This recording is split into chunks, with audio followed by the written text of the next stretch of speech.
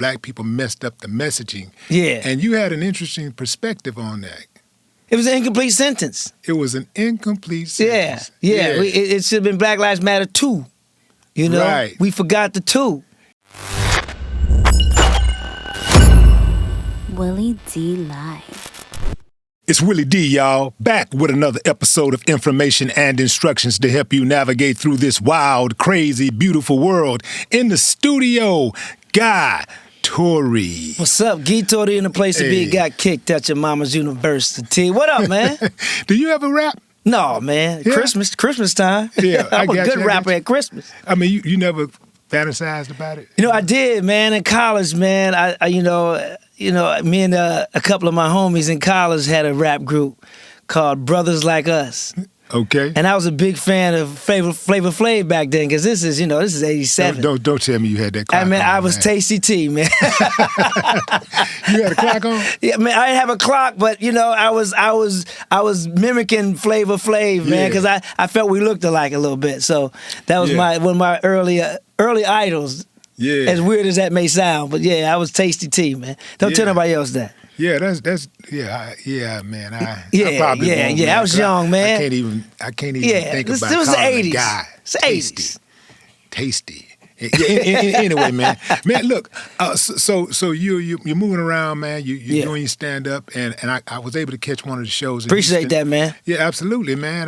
My honor, man. Look, man. I saw you talk about Black Lives Matter and how black people messed up the messaging. Yeah. And you had an interesting perspective on that. It was an incomplete sentence. It was an incomplete sentence. Yeah. It should have been Black Lives Matter 2. You know? Right. We forgot the 2. And I'm glad you caught that, man, because I was like, man, that is exactly what I've said a lot of times about the Democratic Party, is that they just have bad messaging, man. It's like they have some of it's good, but it's like they don't fortify the message for the attack. Right. Because they know the attack is coming from the other side. Yeah. So you have to take the wiggle room out of the attack so that they can't use it against you. Right. So when they just said Black Lives Matter, then they left it open for somebody to step up to invariably say, well, these lives matter. All lives matter. And they brought the cops into it. And blue lives, man, look, we ain't talking about that right now. Right. We talking about right now what's going on in the black community. All lives matter. And it's not just, people just thought it was about police brutality and stuff like that. But it's not. It's about see us. And I use an example of being at a coffee stand, paying for coffee, and, some white woman to come up and just start talking to the cashier like I ain't standing there. My life matters. It's a whole bunch of things. It's not just about the police brutality, but it's everything. In healthcare, in education, our lives matter too. So don't forget us.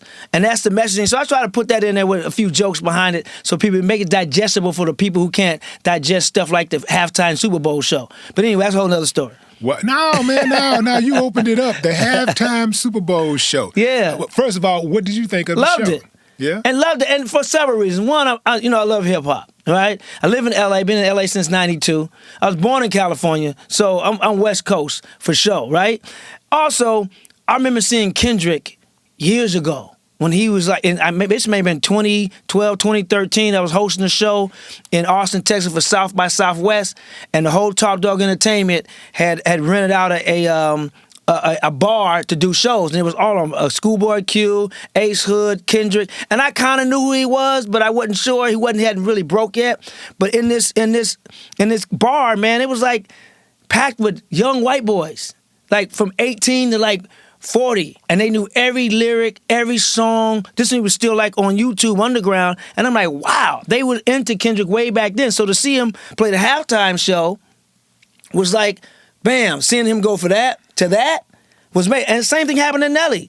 Being from St. Louis, man, I saw in the Super Bowl, when the Rams went to the Super Bowl against the Titans, Nelly and the Lunatics were trying to get us to get the DJ at the basketball game during NFL weekend to play their song.